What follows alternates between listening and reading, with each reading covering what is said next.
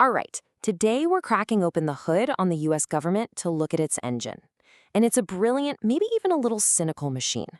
It was designed to solve one single, timeless problem. How do you build a government that's actually powerful enough to get things done without it turning into a tyranny? I mean, really think about that. This was the massive puzzle the American founders were trying to solve. You gotta remember, they had just fought a whole war to get away from a king. So yeah, they were pretty suspicious of anyone holding too much power. But they also knew, from experience, that a government that's too weak is useless, even dangerous. So what's the magic formula? Well, their first big idea was all about the architecture. It was a structural solution. They decided to engineer the government in a way that would make it almost impossible for any one person or any single group to get their hands on all the controls at once. A lot of this thinking came from a French philosopher, Montesquieu. His big argument was that tyranny happens when the power to make the laws, enforce the laws, and judge the laws are all in the same hands. That is the literal definition of tyranny. So the founders' first move was obvious. Split it up. So first up, in Article I of the Constitution, they created the legislative branch. You know it as Congress. Their one and only job? To make the laws for the entire country. That's it. Next, you've got Article II, which sets up the executive branch, headed by the president. The president's job is to take all those laws that Congress passes and actually put them into action, to enforce them. And finally, Article III gives us the judicial branch, the federal courts. Their whole purpose is to interpret the laws, to figure out what they actually mean and how they apply to real-world situations. So 3 branches, 3 very different jobs. Seems simple enough, right? Well, that is not the whole story. Not even close. Because just splitting up the jobs, that wasn't going to cut it. The founders knew they had to account for something that never, ever changes: human nature. And this quote from James Madison just hits the nail on the head. These guys weren't living in a fantasy world. They knew that people, especially people with power, are naturally going to try and grab more power. It's just what we do. They needed a system that would still work, even if the people running it were far from perfect. And this, right here, is where the real genius kicks in. It's a system of checks and balances. Instead of trying to fight human ambition, they decided to use it. They built a system that basically harnesses ambition as a feature, not a bug. They gave each branch the tools and the motivation to fight back against the other two. It creates this constant state of tension.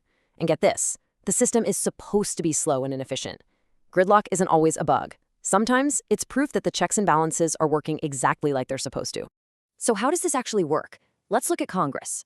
They've got some serious checks.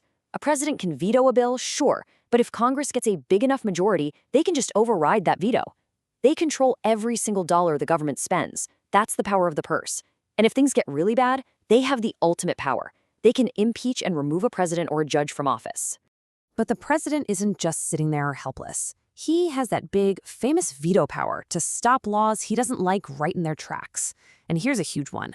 The president gets to nominate all federal judges. That one move can shape the way laws are interpreted for decades to come. And the courts? Oh, their check might just be the most powerful of them all. It's called judicial review. This means the courts can look at a law passed by Congress or an action taken by the president and just say, nope, that's unconstitutional. And just like that, it's gone. They're basically the ultimate referees in the whole game.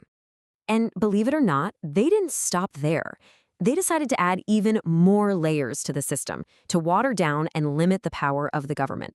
This brings us to another really key concept: federalism. Okay, so if separation of powers is a horizontal split of power between the 3 branches, you can think of federalism as a vertical split. It carves up power between the big national government and the individual state governments. It's just another way to make sure no one entity gets too powerful. And all of these structures are kind of held together by a few more core ideas. We already talked about judicial review, but there's also the principle of limited government, which basically says the government can only do what the Constitution specifically says it can do. And of course, the whole thing is a republican form of government, meaning we, the people, exercise our power through representatives we elect. It adds another layer of insulation. So when you take a step back and look at all these pieces together, what do you actually have? You have a machine that was built with a very specific, and I'd say very realistic, philosophy about people. And here's the main takeaway, the thing you really got to get about this whole system. Its strength isn't that it needs good, virtuous people to run it. Its strength is that it was built for the real world. It just assumes that people are going to be flawed, that they're going to be self-interested. It all comes back to this one perfect line from Madison. The entire system is designed to pit ambition against ambition. It literally uses our own flawed human nature as the fuel to keep the whole machine balanced and in check. It's a government that was designed to control itself. So, this incredible machine, designed over 2 centuries ago to turn human weakness into a structural strength, is still running today. And that leaves us with a pretty big question, right? Where do you see this principle, ambition fighting ambition, playing out in the world right now? What does it really look like when a machine built on flaws gets put to the ultimate test?